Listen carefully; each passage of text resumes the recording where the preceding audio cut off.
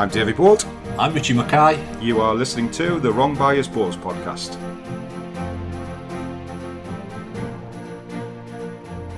On today's show we have England international Devon Cooper, who has moved up north and is studying at Durham University, so it's going to be interesting to talk to Devon about her move, how she's settled in and how her bowls career is going. And we'll have our regular slots, which will be the 7-up questions that we will be putting to Devon. We'll have Richie's roundup, and on today's podcast we've got an extra bonus, and we will be speaking to Ridout and Sophie Tolchard, who have been out in Australia competing in the World Champion of Champions, and it's great to have them on the show and discuss how they got on, how they found conditions, and just some general Australia chat. So we're over the moon to have them on as well. We'll be covering some emails and tweets that we've had during the week, and we'll be having our regular competition, which again we say thank you to Alex Marshall Sports, and there will be another prize on offer this week. And we'll be doing a little Scottish Open international chat and talking about World Bowls Tour rankings. Well, Mr. Mackay, so we recorded our first podcast last week. We went live on Friday, and so far so good. We've had some really nice comments. Been all good, mate. All positive feedback. People's enjoyed it. We're getting loads of hits on the actual website. People have been listening. I think we've brought the 100 listens, which is good. Cracking start, mate. I've enjoyed it. I must admit, I was like a kid at Christmas once I'd heard of the recorded version and the edited version that you'd done, because I think we had a 5-day wait before it went live, and I was itching to get it on there just to see what people think. And we said it last week. We genuinely hope that this is something that people enjoy listening to, will use to promote the club or talk to us about anything they like. And as we said last week, if it's not for you, then, switch off. But we hope that's not the case, and we hope that we bring something new each week or each show and push this forward. I think it's been a great thing. For anybody who's listening, after we finished the recording last week, we went out into the Jack Clark Centre, and Davy's National Force was actually playing, which is actually a 5-man squad, which is why he was doing the podcast. Now, all I'm saying is that we're getting beat 14-1. And he was on to his agent looking for other options. Can you deny that or not, mate? I think they must have seen the look of anger in my face as I walked out, because they didn't half sharp turn it around and managed to get through by about 5 in the end, I think. So, yeah, it was a little bit of a shock. And from the distance, I actually thought it was 19-1, so 14 was actually a bonus. Well, yeah, I think I must have a little bit of influence there, because when we walked out, they only dropped another shot, so that was good. Tremendous, mate. I was laughing my head off all the way home. Richie's Roundup. The first of the WBT events took place this week as the Scottish International Open was held at Perth. The title went to Scotland's Paul Foster, who beat Nicky Brett in straight sets. It's worth mentioning the quarter-finals featured 7 of the 8 top-ranked WBT players. The next tour event is the World Championships in January at the Potters Resort. Speaking of the Potters Resort, the Open Singles Circuit Grand Final weekend takes place on November the 22nd, with the top 32 ranked players from last year's event going head-to-head. The Open Singles Circuit arrives in the northeast at the end of November as Durham hosts its annual event. Currently they have 46 entries. They are looking for another 16. Anybody interested could contact the club. Entry fee is £23.50. There is also the opportunity to see some of the up-and-coming stars of the game as the IBC World Junior Championships arrive at West Denton in December. The format will feature 20 men, 20 women, who will compete in singles and a mixed pairs event. Tickets cost £2 a day, or you can get a special 5-day ticket for £6. It starts on December the 2nd at 5 p.m. and runs right the way through till December the 6th. We'll stick the ticket details on our Facebook page. And on today's show, we've got Devon Cooper, England international, and Devon has just moved up to the north. Thank you for coming on the show, Devon. How are you? Yeah, I'm good, thank you. Good. How are you settling into the north and the Durham University? I believe you've just started a course there. Yeah, it's busy, but I like it there. And what is it you're doing? Chemistry and physics. Chemistry and physics. So you've actually moved to Hartlepool Indoor Bowling Club as well, haven't you? Yeah. Yeah. So understandable. You've got I think you're playing with Daniel Martinson and Lauren Mosley down there as well, aren't you, in the nationals? Going to take some beating, that's for certain. So how's things been? How's it been, that little bit of a a change coming up from down south and coming up to the bitterly cold north and playing bowls up here? It's been difficult to get used to the change and moving it by myself, but yeah, I bet it has. It's good. And things settling, are you settled in all right, Hartlepool? Have they made you welcome? Yeah, they've been really good. Yeah, they're a nice club. They are a nice club. So, I think for anybody who's listening, I think certainly they would be quite interested to find out when you started, why you started, and why you actually play this sport. Started when I was 6. I went down to the club with my nan for an open day and then just loved it. And I had a junior section there. There was about 20 of us go on a Saturday morning. So just started that and then enjoyed it and carried on. You're not doing too bad at it so far, are you? No. I know Mr. Mackay there has just been looking through your achievements, and I think he got sick after the 14th page. Tell you what, it takes some keeping track of, I tell you. Dear me. Is any more members of your family play by any chance? Or Mum started after me, just because Right. she was down the bowls club all the time. And my brother played for a bit, but he doesn't anymore. She's been one of your followers for a long time. I've seen your mother did a lot of things, and one of the games that I particularly remember playing against you was in the mixed pairs national finals. Can't remember where it was, but it was somewhere down south, and I couldn't walk for 3 days after that because I have never ever seen a lead performance like you put on that day. I mean, poor Jackie, who I was playing with, didn't play badly in any shape or form, but I think I still went away 3 and 4 down every end. And you played with Tony for quite a while, haven't you? Yeah, I think that was the first year we played together, was when we played you. Yeah. We played together a few years after that as well. How far did you get that year? Was it quarters or semis you got to do that year? Got to the semis. Yeah, and that you'd have been 15, that'd be right? I think so, yeah. Was it 14-year-old when you won your first national title? Yeah, right. Senior national title, the pairs, yeah, that was just phenomenal. You know, to do what you've done at your age is most people's lifetime ambition. It's just ridiculous, to be honest with you. And first time I saw you, and like I say, played against you, I think that personally, if you want to continue in the sport, the world's your oyster, because you could go on to do absolutely anything you want. Commonwealth Games outdoors, which is I thankfully had the experience of. You could probably go at the next 10. You've got that many years ahead of you. Is that something that you obviously see for yourself? Is it a sport that obviously you obviously love it? Are you going to continue? Have you got ambitions to go as far as you can? Yeah, I definitely like to play in the Commonwealth if I got the chance to one year, and just want to carry on and see how much I can do, really. do you think you would have taken the sport up had it still been when I first started? You used to wear the white gloves, the starch hats, the lovely grey skirt with the the 14 grey skirts. Would that have enticed you to take up the game of bowls? Probably not. I only started because there was loads of juniors about me. I don't think I would have started otherwise. And that's, I mean, again, I think a lot of people would be really interested to know, and it's sometimes a hard question to answer, but what is it about playing bowls that you enjoy so much? I think the social side, like most other sports, you don't really get it. With bowls, like there's just everyone about, you have a drink afterwards, and you just get to know loads of new friends. And that junior section, obviously, you said was the 20, did you say? Yeah, about that. How did that come about? Was it something that had been run for quite a while, and how did have a lot of those juniors stuck together? Because it is something that clubs really, really scratch their heads with, because you know, they all talk about the want to bring juniors into the game. They see that as being the future in the game, but the hardest part is a lot of the juniors have got so much ahead of themselves in their life. I mean, for you, obviously you've got university now, but you'll still be able to manage to play balls in between. But you see so many juniors who start but then disappear. Did you find that group who you were playing with, is there still quite a lot of them playing now? Yeah, there's the main few. There's obviously me, Rachel and Glenn that still play from that section. There's a few others. A lot of them gave it up when they got a bit older, but there's always new ones coming through until you sort of get into the Eton and Denny, and then you move on. Yeah. And do you think the fact that obviously yourself, Rachel and Glenn were playing and pushing towards international standard, do you think that was something that kept driving you to want to get better and better? Because, you know, without disrespect, if you were playing in a group who weren't pushing you on a daily basis, I think sometimes it's quite easy to lose your focus and maybe not have the interest. But when you've got people like that around you who are your friends as well, I think it's a big way to obviously keep your own focus and try and keep pushing to get better. Definitely. There's always that rivalry between us. We're all good friends, but we're always wanting to win and beat each other. Yeah. Is that, I've no doubt you'll have played against both of them before. Yeah.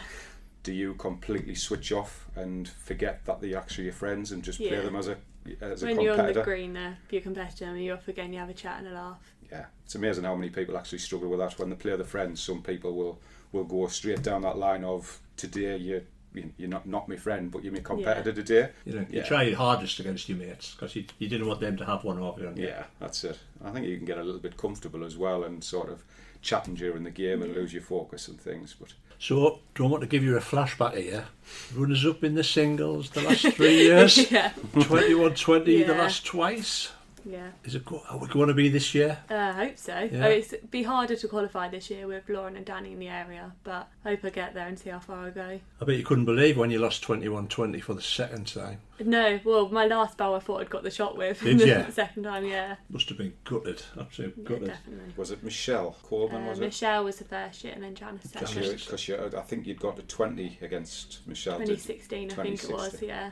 Flashbacks, mate. She was just getting Yeah. over it. She sending therapy. Yeah, they would send you straight back. Yeah. It's, in some respects, I think you will learn a lot, or you must have learned a lot from it, because you get to that position, and we've all been there when you're starting to become competitive. And one of the biggest lessons I think you learn is how to get over the line, because sometimes a lot of players will see that line too quickly and chase a shot rather than just do what you've done to get those 20 shots in the first place. So I know it's probably hard to take, and you've got, as we've said, so many years ahead of you, but in the long term I think you'll gain a lot from that happening, because that experience is just going to put you in a lot more solid frame of mind. Some people, if it had happened, could probably crumble and maybe not back it up and go and do it again, but the fact that you've done it 3 times now, if you don't do it for the 5th time, I would think about maybe taking something up, chess or something.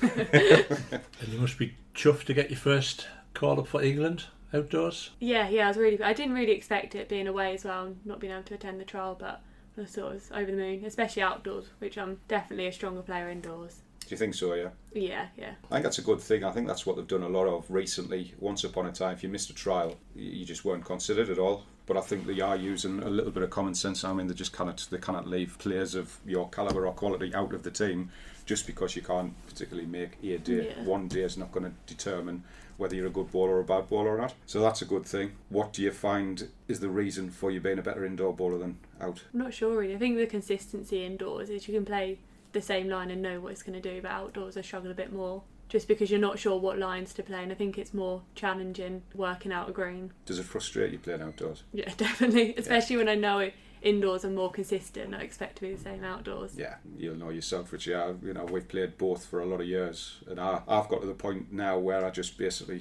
try my best not to worry at all about what happens outdoors, because you just know that there is going to be a run, or there's going to be a little tuft of grass, or whatever it is that is just not going to give you the true ball. So I tend to try and forget about nailing the jack on a regular basis. You just want to try and put four balls there or thereabouts. But I know when you're indoors, if you're so used to putting something so close and 4 balls close to the jack all the time, it can be a little bit of a awful feeling when you're outdoors and you kind of put a ball within a yard, but you tend to find that you still pick shots up because everybody's in the same boat, which is why I enjoy outdoors. I think it's great. The Jackaroos, I'm led to believe, did you play in the development test this year, maybe? Last year. Last year, so yeah. I knew I was always good to get a fact wrong, mate. Was that a good experience? Yeah, well, I think nobody plays over here like they do. They're always playing everything with a yard and more positive. So to see people play like that was a good experience. Yeah. You see them, the game streamed on Facebook, and they don't do much drawing, do they, as you say? No, everything's just over, but then they leave themselves with loads of shots after a couple of bowls. Yeah, they don't mess about. They don't leave heads lying, do they? I mean, you see them firing when there's first ball up the green. I'm going, really? Yeah. Do you think that's because of the greens over there? I mean, I don't know. It's certainly a lot easier to just rip straight up the middle than it is to try and play that little pressing shot, just for the simple fact, again, the greens are that fast out there. It only takes a slight breeze across the green and it'll track your ball or it'll cut your ball across, so they just take that out of the equation and just go straight through it. We were always brought up to sort of build ahead and then play the shot, but they sort of turn it on the head. They play the shot and then build the head. You know what I mean? It'll be interesting to see actually how they cope when they come across the Commonwealth Games. They seem to do well in the test. Not a couple of months ago, they've got Andy Thompson on board, who is basically going to be directing them and helping them with tactics and things like that. But I think once they get on Leamington's greens, it's like us going across to there. You know, we should by rights go on there and actually dominate them. But it'll be really interesting, to be honest. And you're on the shortlist for Woman of the Year, I do believe. Under 25s as well. Are you on both, or just the one? Just a junior one. Yeah. Just a junior one. I voted for you, but didn't tell anybody. I didn't tell anybody. Anybody else who wants to vote for Devon? How do you just go onto the Bowls England website? Is that the one? That's it. Yeah. That's it. And it's closed, I think it's announced on the 23rd of November. In Europa, you're in December again? you're over in West Denton. Yeah, Stenton for For the the junior the Worlds. That'll be IBC Have you thing. played in that before? good. Only in the senior one. The last 2 years I played in that, but not the juniors. Right. Have you been to West End yet since you've been up here? But I played one Oh. Egland game, yeah, That's right, you did. Find the green alright? for half the time until the heating came on. Yeah, it's not the worst green in the world. It can be a little bit tricky at times. No, that should be a really good event. I'll certainly be going up to have a bit of a watch. And 2 bronze medals at the European Championships. Yeah, I think we were chuffed with that, especially Yeah. me and Catherine, being such heavy greens, and we're both indoor players, to come away with 2 bronzes. We didn't really expect that. Fantastic. And how did that? Where was it played at by that? Just... Guernsey. And so, Oh, right. so how did that combination work between you and Catherine? Did you hit it off together? or- Yeah, we played for my first few international series. We've always played together and outdoors. That's good. She's always been my skip, so we got on well, and I think we both see the same sort of shots. Both fairly draw bowlers. So. Yeah, it's very important as well. Obviously, compatibility between the two. It's really important when you get to those major championships. So, some fantastic achievement for you both getting the bronze medal. Is that indoor trial coming up? Yeah, Yeah. we start December. Where's that at? That's... Oh, I'm not sure. No. She'll just do what I do. Just put the postcode in the sat nav the night before, and we'll get there somehow. Get her in the right direction. Right then, I think we'll move on to our 7-up questions. So I've got 7 questions for you, Devon, and just off the cuff, just don't think about them Okay. too much. So number 1, favourite green. Could be indoor or outdoor. Been up in Melton. I like playing there when the indoors are at Melton. Mountain Mowbray, yeah. What balls do you use? Taylor's. Fruit salad or blackjacks? Blackjacks. Best match you've ever played in? Probably would have to be one of the singles finals I played in. Your national singles Yeah. finals. Anyone in particular? The one against Michelle, I think. Toughest opponent, either team or individual? Would have to be Catherine. Catherine Rendell, that is, yeah. Marmite or Nutella? Not tell her. Future ambition in the sport? Hopefully playing the Commonwealth Games one day. Fantastic. And that is your 7-up questions. Would you hope to break into the TV side? As in, like, the World Balls type thing?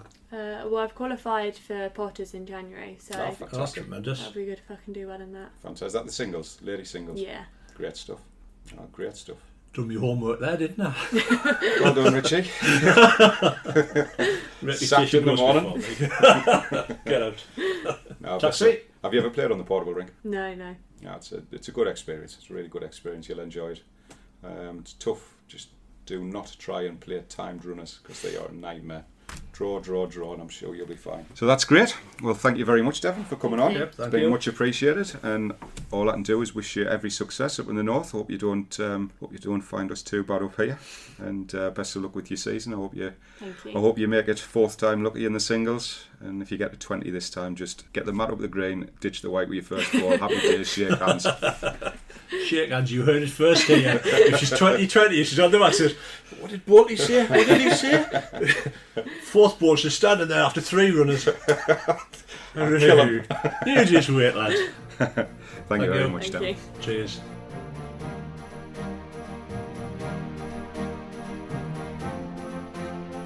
And it's competition time. The amount of answers that have come through on email to the percentage of people who's actually listened to the show is completely different. So it's a free competition. You've still got 2 or 3 days to enter that, but we will be doing a live draw on the show on the Facebook page and on Twitter. I think it's always nice that you show that it's not a fix, in my opinion, and we'll do that live by video. Hey, slander. Hey, I was after my shirt.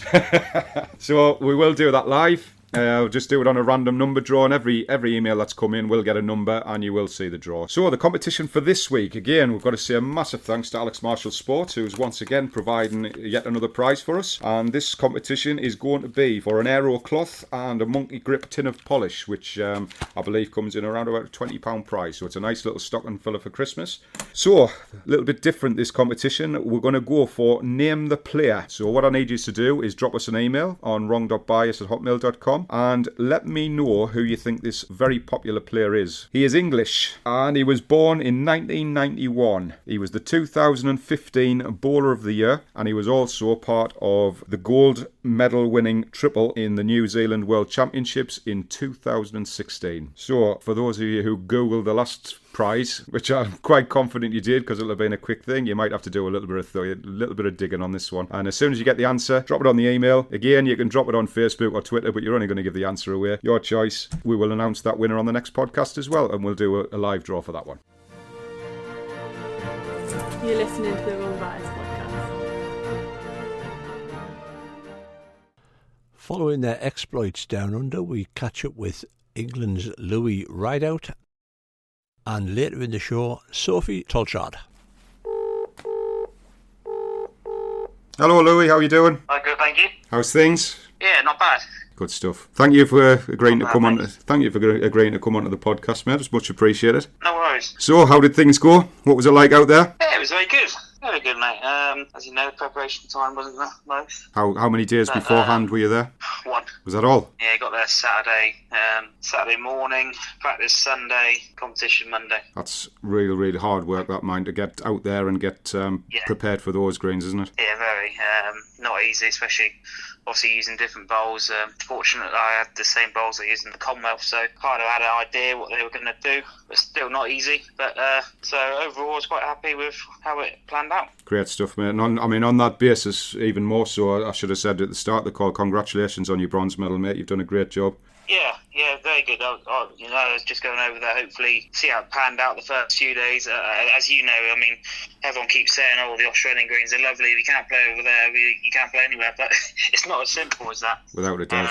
The pace, I mean, it was quick. It got so much quicker during the week. I mean, we had weather, when I got there, I think it was 22, but then it went up to 25, 29, 32, 34, and it got up to 38 the hottest day, and I mean, the greens were just absolutely flying. Yeah, and imagine. They didn't water them once. I think they watered them on the day before competition. Right. And that was it. And they just obviously, so it was tricky, but I was just see how take it day by day, and had a good first couple of days, and just pushing on from there, really. So. I imagine you were really disappointed to miss out on that automatic sort of qualifying for the semi-final spot through. Was it one set you missed out on to Mark O'Hagan? There was a bit of confusion. Yeah, there was a bit of confusion about that because I had a bye the last session, so I was looking at the league table before I left because we thought we'd get away from the club. We'd been there so long. We had an afternoon just out exploring Adelaide, and I was reading the rules before I left and looking at the group stage, and I thought if he lost a set, I'd be top. So I was keeping an eye on the score when I was out, and I saw he lost the first set, and I was thinking, well, my shot difference was a lot higher than him. And as the rules were before I left, that shots would go in front of tied sets. Right. So the rules that I got sent through were, and we all got sent through apparently, were the points. Yeah. Then if the points were the same, it would go on sets one. Then if sets one were the same, which they were, it would go on shots. Yeah. And my shots were plus 30 more than Mark's, I think, from Scotland. Then we heard that Scotland went top of the group, so I went to check the rules. The rules got taken off the website. Hour and a half later, the rules went back up and they changed the rules. Yeah, the shots went below tied sets. Which, in a way, I mean, you can understand, but I don't see how you can change the rules halfway through the tournament. I was going to say, yeah, in some respects, you don't play the tournament to get to that position. Obviously, the ideal situation is that you get through without having to, get that tight. But you still look at those things, don't you? Because it's quite important, and it can. I mean, I knew me and the Scottish lad were, he's a good lad, Mark. He is a nice lad, yeah. Good bit of laugh all week, and we only looked at it probably the last day on the Friday because we knew it was tight, and I had a good win against Namibia in the morning, and so and we just looked at it quickly. But at the end of it, I would have took just getting through to the stages, I suppose.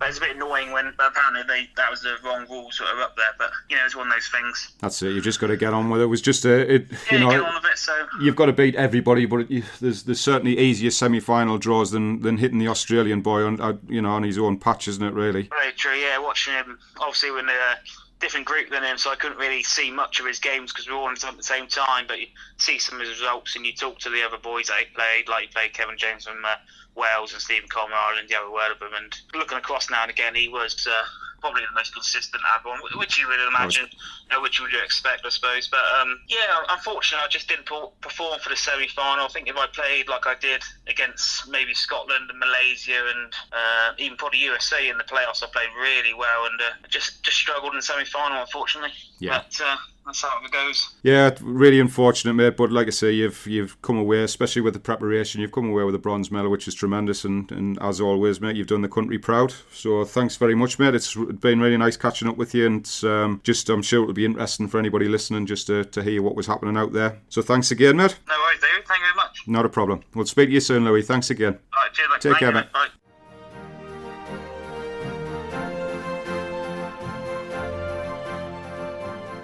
Paul Yeah. Foster, another win. Yeah, well, I mean, first of all, let's say congratulations to Paul. I think it's his third win. Great achievement, and Paul just yet again, year in year out, just shows the top class bowler that he is. You can only beat what's put out in front of you. So congratulations to Paul. Beat his old mate as well on the way, Alec Marshall. That was our supporter. Yes, yeah. There's no, we all know what Paul and Alex have done together, and just, with our discussion we had earlier on about playing against your mates, I'm sure they switch off and play each other as a competitor. But I don't know what the head-to-head is between the two of them over the years, but I've got no doubt it's pretty close. But yeah, like I say, you've got to beat what's in front of you, and Paul's gone on and by all accounts was absolutely outstanding. I didn't watch a great deal of it, I must admit, but he was supposed to be outstanding all week and a worthy winner. You kind of not the WBT for what they've done to the sport over the last 10, 15 years, the coverage, the introduction into Facebook and what have you. But from me, being a bowler who's watched them for about 10 years, is it not starting to get a feeling of the same old on it? The rankings, for example, this year's top 16 rankings, only 2 have dropped out in 3 years. Is it hard to get out of the top 16? I'm not criticising anybody who's in, and they all deserve to be in by merit, but this year the quarterfinals, 7 out of 8 of the top 8 ranked players made it. It's just got a feeling of a bit same old, mate. Close shop. I think the hardest part is there's only 2 tournaments currently. Hopefully there'll be 3. The International Open didn't go ahead last year, so for the lads who are out there and the women who are out there and battling through the qualifiers, yeah, there's a very, very limited chance to actually break in there. And like I say, there are players who've done it. Recently, Jamie Chesney, Nicky Brett was probably the most high-profile one that came through the PBAs and went on to do what Nicky's done. But it's nothing I've never ever said to the WBT who were there. It is just getting to the point where you're looking and people are discussing about how it is the same faces over and over, and that, in my opinion, is no way to sort of drive a new audience. You want different people on there, Just different characters. Yeah, it is. It does need to freshen up, and I don't know how they go about doing it. I know money's tight, and sponsorships are a major thing, but there's so many players out there who really want to achieve, getting onto the portable rink. I think it would be a great thing all around if there were different characters and different people and other, a new audience tuning in. And I can only say that as a positive for the WBT. I don't understand why it is so limited, but it is what it is. You've just got to take it for what it is.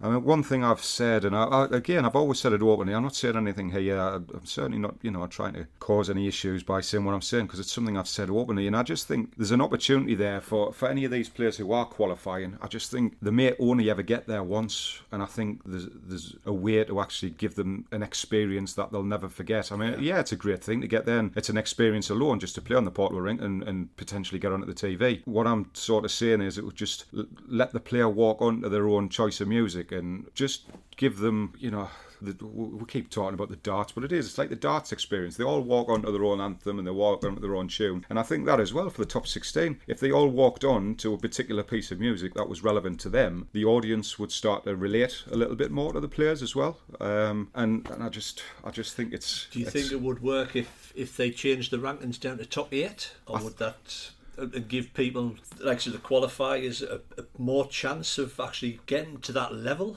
I can't see any other way. If there is only going to be 2 competitions going forward, I can't see any other way of. For me, it could even be 4. It could be your semi-finalists of the 2 competitions or whatever it is, and let everybody else battle out to get there. Because it's if there was 15, 20 tournaments, there wouldn't be an issue. There'll be a constant turnaround of the seedings, but because we're limited to 2, somebody has got to get there, qualify and really, really pull all the stops out. But you could get to latter stages and possibly still not make the top 16 due to the points. And it just needs to be looked at. It does need to be freshened up. And like I say, it's not a criticism. The WBT has done a lot of good for the sport. We get great sort of publicity and we can watch it on BBC every Christmas. But I think there's a lot of people starting to say exactly what you have there. I think it's a bit same old now with the same faces, and we do need something different. I think one of the things that stuck in my mind was last year's World Championships. 2 lads from Shields actually qualified for the pairs, and they were absolutely delighted to qualify from the Carlisle area. But when they went down to the Potters, they were pushed out on the bowler's bar. No disrespect to the bowler's bar, but they don't get the experience. They're over the moon to qualify. Said right, qualify for World Championships. By the way, you're playing over there. It just takes it a bit away. Yeah, I know there probably restricted time scales and what have you, but give them the experience. Even if there's nobody in the stands, just let them. Give them the experience. I'm just playing on that individual ring, and especially more so for the fact if any of those 2 lads will ever qualify again in the singles, it just gives them a bit of experience on the. And that's the hardest thing for qualifiers is they don't get as much time on that surface as what the top 16 do who qualify automatically. Yeah. So they're on a little bit of a back foot, which then makes it twice as hard to actually get further in the competition to get the points you need. Your top 16, he's getting a lot of green space. And you've got the poor lads coming over. I mean, I watched the lad from Israel playing, and he doesn't play much indoors. He did his best. He never let himself down, but you could see he just hasn't got the experience on it. And a long way to come for 30 minutes bowls. Absolutely. I think it's a case of watch this space on that one, and we'll see if anything changes in the future. But it has been like this for quite a while now, and it definitely, in my opinion, just needs. It needs a tweak. It needs something just to bring a new audience. And there was one thing I'll have to mention. I've mentioned it here before. I tuned in on Tuesday and I seen a bowls rink in the middle of a wedding reception because they had them white tablecloths on the tables. And I'm going, what? There was nobody at the tables. And I'm looking, what's all this about? Just ditch the tables. I know they're getting money in. They actually charged, they were getting £32 or something for a table of 4. Fair enough, you're getting the money in, but from Joe blogs watching it, tuning in, seeing tables, nah, get rid of the tables.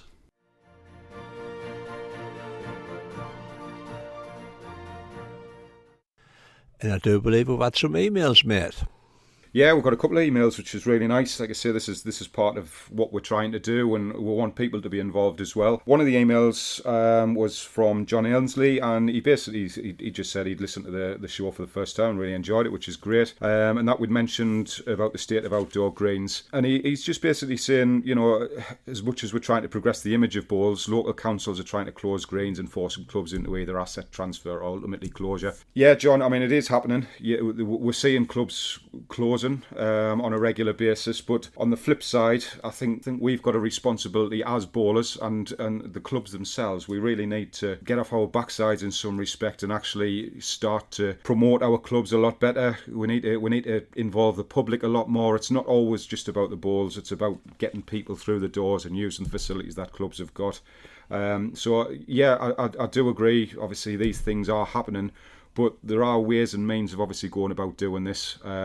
And there's a couple of surveys. Those who know I work for the Bowls Development Alliance, and there's a couple of surveys that are out there, which is really important for all bowlers to just take a couple of minutes of your time and get on. Our funding comes from Sport England and a lot of things that happen in clubs and bits of funding, and it helps us to be able to help clubs to actually promote and recruit within the club. So it's we can all sit there and complain about what councils are doing and complain about what's happening in the sport, but at the same time it's really important from our point of view that we go on there and let people, let Sport England know what the situation is and what people are trying to do. So there are a couple of surveys that are out at the moment, and we really want people to get on and actually complete these surveys. One of them is the National Participation Survey, and the other one is the Club Inclusion and Accessibility Survey. Now, both of these links will be on our Twitter page and on the Facebook page, and I cannot stress enough, please, take a couple of minutes out of your time. Massively beneficial for the sport, gives the information that they need. If they're not told what the situation is, they're not going to do anything about it. And with council cuts, etc., if there's something something going to go and it's not turning in a profit, then unfortunately, these boards clubs are. But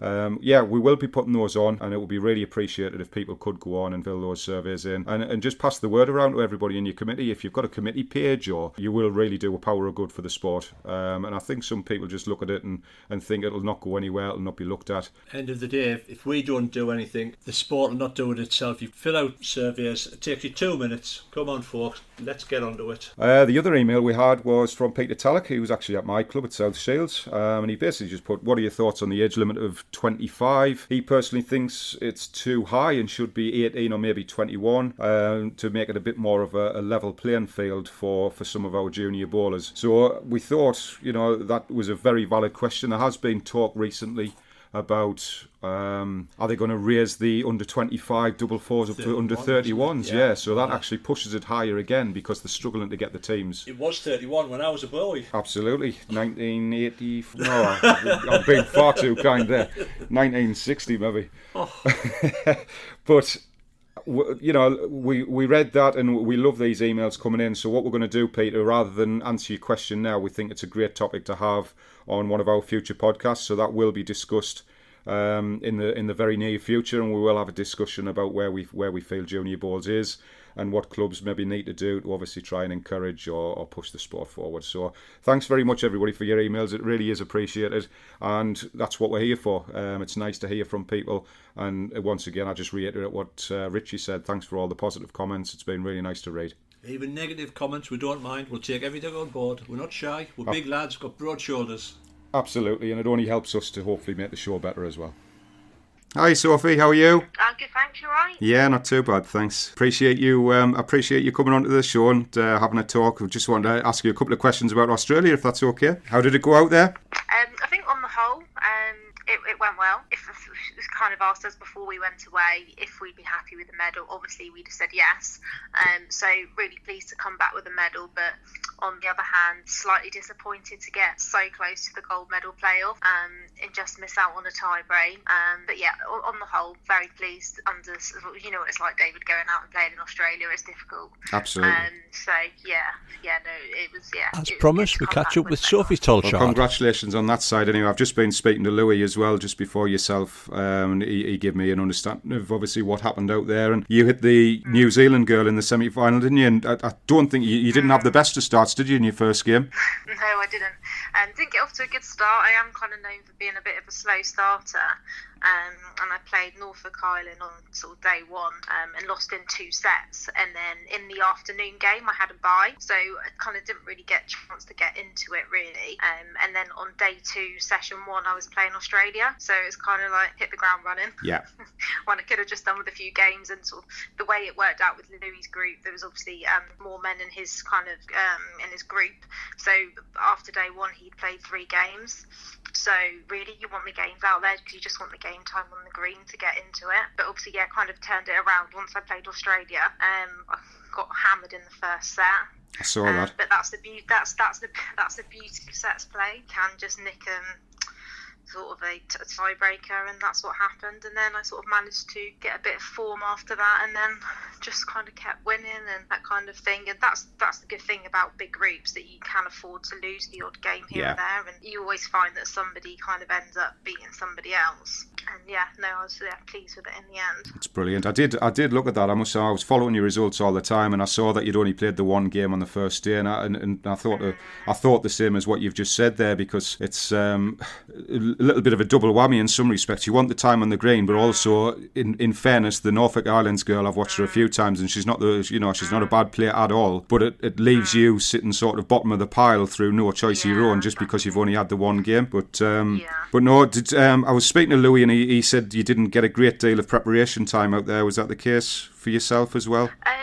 I went out a little bit before Louis, about sort of 4 or 5 days before, just because I wanted to get over the flight and that kind of thing. And I kind of went and visited a few bowling clubs in the area and kind of had a few sort of chucks and that kind of thing. But it's not the same as having a competitive game. No, definitely not. It's like you can keep rolling up and that kind of thing. And we had our official kind of practice day on the Sunday, where all the competitors went down to Adelaide. We sort of went across the greens and sort of rolled up, and then we were competing on Monday. So really, you kind of sort of chuck straight into it. You know what it's like. Yeah, it's not easy, and it's like I say, it's, as we were saying with Louis, it's not easy to adjust to those greens very quickly. You know, you could really do with maybe a couple of weeks in there with a couple of competitive games in the middle. But no, I mean, overall, Sophie, it's been really nice to speak. I really appreciate you coming onto the podcast, and I'm sure, obviously, your club at Kings, for you and Louis, I'm sure they're mightily proud. Congratulations again on the medal, and as I said to Louis, you've done England proud. So thanks very much for coming on. I really appreciate it. No worries. Good to speak to you. You too, Sophie, and we'll speak to you soon. Thanks again. All right, Take care. Bye now. Cheers. Bye.